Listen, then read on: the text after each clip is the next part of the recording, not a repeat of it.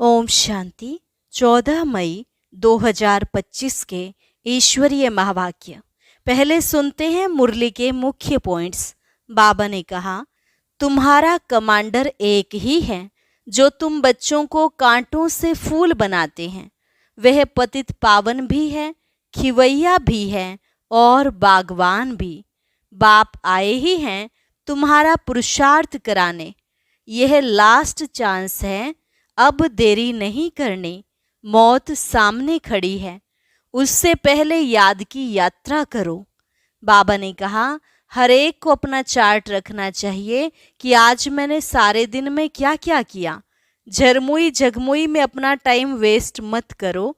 ऐसा ना हो अंत समय पश्चाताप करना पड़े। उस समय पढ़ाई का टाइम नहीं रहेगा, फिर अफसोस करेंगे कि हमने क्या किया। नापास होंगे तो सजा खानी पड़ेगी। इसलिए बाप राय देते हैं, अच्छी रीति पढ़ लो। लास्ट में बाबा ने कहा, पवित्र रहना तो अच्छा है, कोई के संग में आकर लूज नहीं होना चाहिए। बुद्धि में रहे हम भाई बहन हैं, फिर नाम रूप में क्यों फंसे। अब तुमको राइट बुद्धि मिली है, इसलिए राइट काम ही करना है। जो बाप को याद नहीं करते, सर्विस भी नहीं करते, तो रोंग काम ही होता रहता है। और अब सुनते हैं महावाक्यों को विस्तार से। मुरली का सार। मीठे बच्चे, अभी तुम संगम पर हो। तुम्हें पुरानी दुनिया से ताल्लुक नाता तोड़ देना है, क्योंकि यह पुरानी दुनिया अब खत्म होनी है। प्रश्न, संगम की कौन सी विशेषता सारे कल्प से न्यारी है? उत्तर, संगम की ही विशेषता है। पढ़ते यहाँ हो, प्रारब्ध भविष्य में पाते हो। सारे कल्प में ऐसी पढ़ाई नहीं पढ़ाई जाती जिसकी प्रारब्ध दूसरे जन्म में मिले। अभी तुम बच्चे मृत्यु लोक में पढ़ रहे हो, अमर लोक के लिए। और कोई दूसरे जन्म के लिए पढ़ता नहीं। गीत, दूर देश का रहने वाला आया देश पराये में। ओम शांति। दूर देश का रहने वाला कौन, यह तो कोई भी जानते नहीं। क्या उनको अपना देश नहीं है जो पराये देश में आए हैं? वह अपने देश में नहीं आते हैं। यह रावण राज्य पराया देश है ना। क्या शिव बाबा अपने देश में नहीं आते हैं? अच्छा, रावण का प्रदेश कौन सा है और देश कौन सा है? शिव बाबा का अपना देश कौन सा है, पराया देश कौन सा है? फिर बाप आते हैं पराये देश में, तो उनका देश कौन सा है? अपने देश की स्थापना करने आते हैं, लेकिन क्या वह अपने देश में खुद आते हैं? एक दो ने सुनाया। अच्छा, इस पर सब विचार सागर मंथन करना। यह बहुत समझने की बात है। रावण का पराया देश बताना बहुत सहज है। राम राज्य में कभी रावण आता नहीं। बाप को रावण के देश में आना पड़ता है, क्योंकि रावण राज्य को चेंज करना होता है। यह है संगम युग। वह सतयुग में भी नहीं आते, कलयुग में भी नहीं आते, संगम युग पर आते हैं। तो यह राम का भी देश है, रावण का भी देश है। इस किनारे राम का, उस किनारे रावण का है। संगम है ना। अभी तुम बच्चे संगम पर हो, ना इस तरफ ना उस तरफ हो। अपने को संगम पर समझना चाहिए। हमारा उस तरफ ताल्लुक नहीं है। बुद्धि से पुरानी दुनिया से ताल्लुक तोड़ना पड़ता है। रहते तो यहाँ ही हैं, परंतु बुद्धि से जानते हैं यह पुरानी दुनिया ही खत्म होनी है। आत्मा कहती है, अभी मैं संगम पर हूँ। बाप आया हुआ है। उनको खिवैया भी कहते हैं। अभी हम जा रहे हैं। कैसे? योग से। योग के लिए भी ज्ञान है, ज्ञान के लिए भी ज्ञान है। योग के लिए समझाया जाता है, अपने को आत्मा समझो, फिर बाप को याद करो। यह भी ज्ञान है ना। ज्ञान अर्थात समझाने।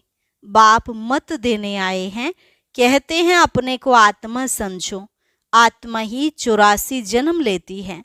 बाप बच्चों को ही विस्तार से बैठ समझाते हैं, अभी यह रावण राज्य खत्म होना है। यहाँ है कर्म बंधन, वहाँ है कर्म संबंध। बंधन दुख का नाम है, संबंध सुख का नाम है। अब कर्म बंधन को तोड़ना है।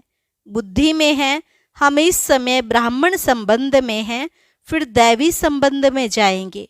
ब्राह्मण संबंध का यह एक ही जन्म है, फिर 8 और 12 जन्म दैवी संबंध में होंगे।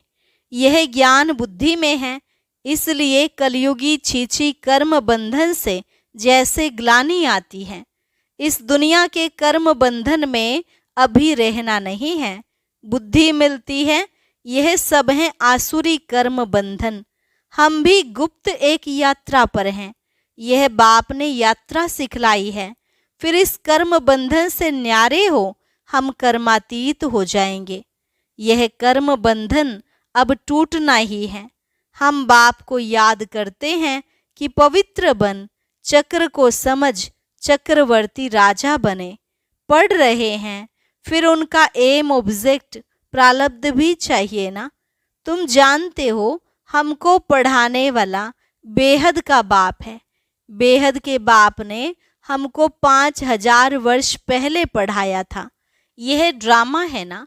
जिनको कल्प पहले पढ़ाया था उनको ही पढ़ाएंगे, आते रहेंगे, वृद्धि को पाते रहेंगे। सब तो सतयुग में नहीं आएंगे, बाकी सब जाएंगे वापिस घर। इस पार है नरक, उस पार है स्वर्ग। उस पढ़ाई में तो समझते हैं हम यहाँ पढ़ते हैं, फिर प्रारब्ध भी यहाँ पाएंगे। यहाँ हम पढ़ते हैं संगम युग पर। इनकी प्रारब्ध हमको नई दुनिया में मिलेगी। यह है नई बात। दुनिया में ऐसे कोई नहीं कहेंगे कि तुमको इसकी प्रारब्ध दूसरे जन्म में मिलेगी। इस जन्म में अगले जन्मों की प्रारब्ध पाना यह सिर्फ इस संगम युग पर ही होता है। बाप भी आते ही संगम युग पर हैं। तुम पढ़ते हो पुरुषोत्तम बनने के लिए। एक ही बार भगवान ज्ञान सागर आकर पढ़ाते हैं नई दुनिया अमरपुरी के लिए। यह तो है कलयुग, मृत्यु लोक। हम पढ़ते हैं सतयुग के लिए, नरकवासी से स्वर्गवासी होने के लिए। यह है पराया देश, वह है अपना देश।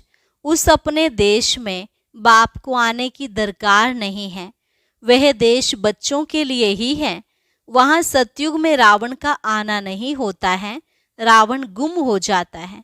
फिर आएगा द्वापर में तो बाप भी गुम हो जाता है। सतयुग में कोई भी उनको जानते नहीं तो याद भी क्या करेंगे।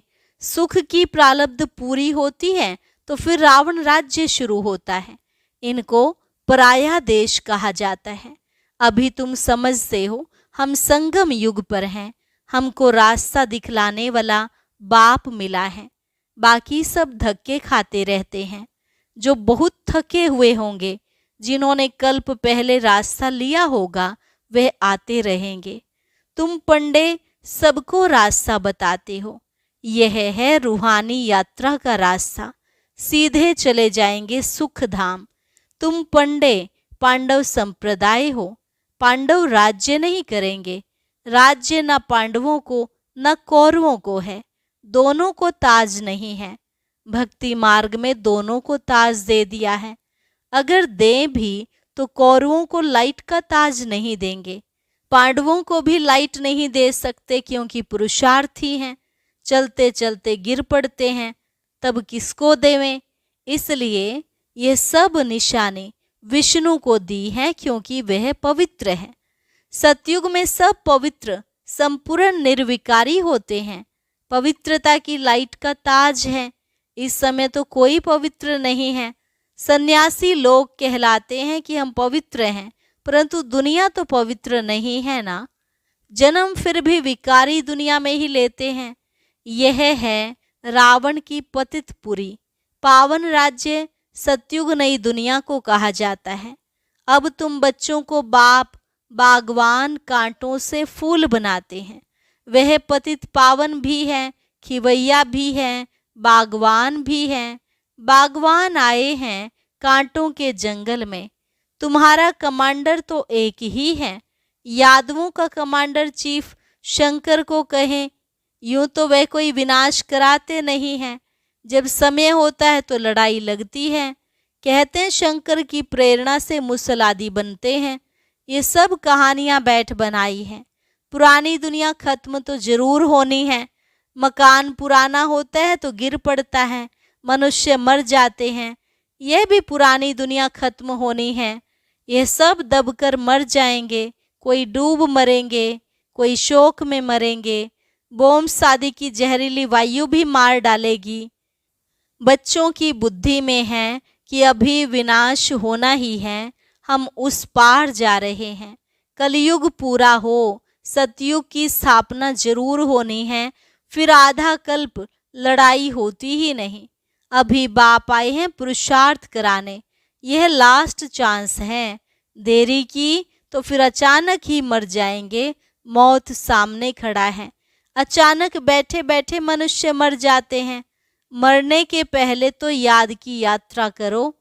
अभी तुम बच्चों को घर जाना है, इसलिए बाप कहते हैं बच्चे घर को याद करो।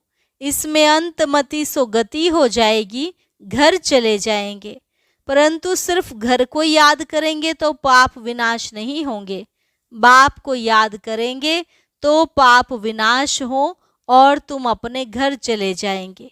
इसलिए बाप को याद करते रहो, अपना चार्ट रखो तो मालूम पड़ेगा सारे दिन में हमने क्या किया। 5-6 वर्ष की आयु से लेकर अपनी लाइफ में क्या क्या किया वह भी याद रहता है। ऐसे भी नहीं सारा टाइम लिखना पड़ता है, ध्यान में रहता है। बगीचे में बैठ बाबा को याद किया, दुकान पर कोई ग्राहक नहीं है, हम याद में बैठे रहे, अंदर में नोट रहेगा। अगर लिखना चाहते हो तो फिर डायरी रखनी पड़े। मूल बात है ही यह, हम तमो प्रधान से सतो प्रधान कैसे बने, पवित्र दुनिया के मालिक कैसे बने, पतित से पावन कैसे बने। बाप आकर यह नॉलेज देते हैं। ज्ञान का सागर बाप ही है।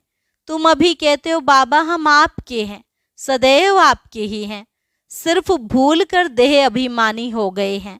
अभी आपने बताया है तो हम फिर देही अभिमानी बनते हैं। सतयुग में हम देही अभिमानी थे, खुशी से एक शरीर छोड़ दूसरा लेते थे। तो तुम बच्चों को यह सब धारणा कर फिर समझाने लायक बनना है तो बहुतों का कल्याण होगा। बाबा जानते हैं ड्रामानुसार, नंबरवार पुरुषार्थ अनुसार सर्विसेबल बन रहे हैं। अच्छा किसको झाड़ आदि नहीं समझा सकते हो, भला यह तो सहज है ना। किसको भी बोलो तुम अपने को आत्मा समझ बाप को याद करो, यह तो बिल्कुल सहज है। यह बाप ही कहते हैं मुझे याद करो तो विकर्म विनाश होंगे, और कोई मनुष्य कह ना सके सिवाय तुम ब्राह्मणों के। और कोई ना आत्मा को न परमात्मा बाप को जानते हैं, ऐसे ही सिर्फ कह देंगे तो किसको तीर लगेगा नहीं। भगवान का रूप जानना पड़े।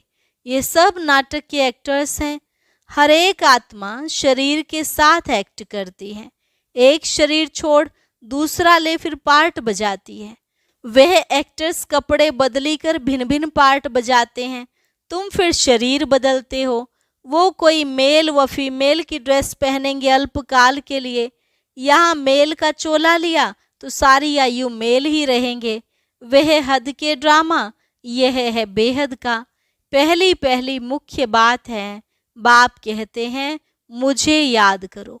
योग अक्षर भी काम में नहीं लाओ, क्योंकि योग तो अनेक प्रकार के सीखते हैं, वह सब है भक्ति मार्ग।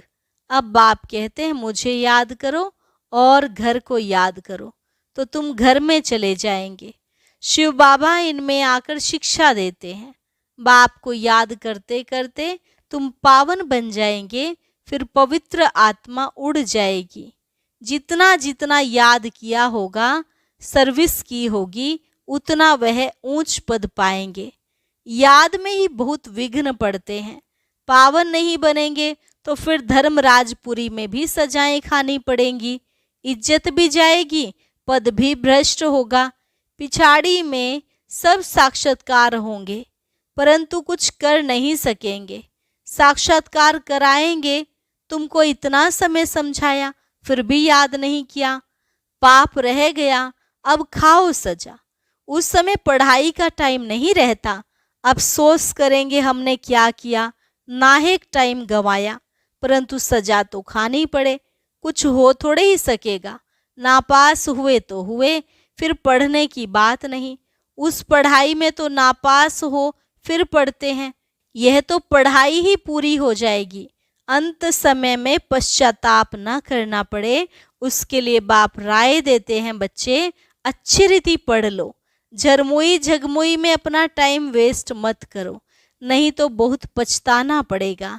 माया बहुत उल्टे काम करा देती है, चोरी कभी नहीं की होगी वह भी कराएगी। पीछे स्मृति आएगी कि हमको तो माया ने धोखा दे दिया। पहले दिल में ख्याल आता है फलानी चीज उठाऊं, बुद्धि तो मिली है राइट व रोंग की, यह चीज उठाऊं तो रोंग होगा, नहीं उठाएंगे तो राइट होगा। अब क्या करना है, पवित्र रहना तो अच्छा है ना, संग में आकर लूज नहीं होना चाहिए। हम भाई भाई हैं, फिर नाम रूप में क्यों फंसे, देह अभिमान में नहीं आना है। परंतु माया बड़ी जबरदस्त है, माया रोंग काम कराने के संकल्प लाती है। बाप कहते हैं तुमको रोंग काम करना नहीं है, लड़ाई चलती है फिर गिर पड़ते हैं, फिर राइट बुद्धि आती ही नहीं। हमको राइट काम करना है, अंधों की लाठी बनना है, अच्छे से अच्छा काम है यह। शरीर निर्वाह के लिए समय तो है, रात को नींद भी करनी है। आत्मा थक जाती है फिर सो जाती है, शरीर भी सो जाता है, तो शरीर निर्वाह के लिए आराम करने के लिए टाइम तो है, बाकी समय मेरी सर्विस में लग जाओ। याद का चार्ट रखो, लिखते भी हैं फिर चलते चलते फेल हो जाते हैं। बाप को याद नहीं करते, सर्विस नहीं करते तो रोंग काम होता रहता है। अच्छा, मीठे मीठे सिकिलधे बच्चों प्रति मात पिता बाप दादा का याद प्यार और गुड मॉर्निंग। रूहानी बाप की रूहानी बच्चों को नमस्ते, रूहानी बच्चों की रूहानी बाप दादा को नमस्ते नमस्ते, गुड मॉर्निंग। शुक्रिया बाबा, शुक्रिया। धारणा के लिए मुख्य सार, झरमुई झगमुई में अपना टाइम वेस्ट नहीं करना है, माया कोई भी उल्टा काम न कराए यह ध्यान रखना है।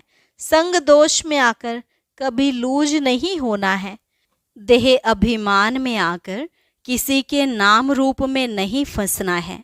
दूसरी पॉइंट, घर की याद के साथ साथ बाप को भी याद करना है। याद के चार्ट की डायरी बनानी है, नोट करना है हमने सारे दिन में क्या क्या किया, कितना समय बाप की याद में रहे। वरदान, नम्रता रूपी कवच द्वारा व्यर्थ के रावण को जलाने वाले सच्चे स्नेही सहयोगी भव। नम्रता रूपी कवच द्वारा व्यर्थ के रावण को जलाने वाले सच्चे स्नेही सहयोगी भव। कोई कितना भी आपके संगठन में कमी ढूंढने की कोशिश करे, लेकिन जरा भी संस्कार स्वभाव का टक्कर दिखाई ना दे। अगर कोई गाली भी दे, इंसल्ट भी करे, आप सेंट बन जाओ।